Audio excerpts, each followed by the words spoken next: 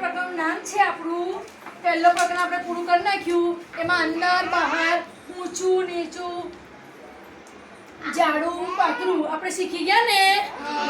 પછી બદલા લારે વાંધા ટોપી એ અભિનય ગીત ગાયું ને. હા પછી ચાંદા મામા આવ્યા એ ગીત આપણે ગાયું ને. હવે એ પાઠ આપણો પૂરો થઈ ગયો. હવે આજે શું છે? શું છે લાંબુ, શું છે ગોળ? શું છે લાંબુ?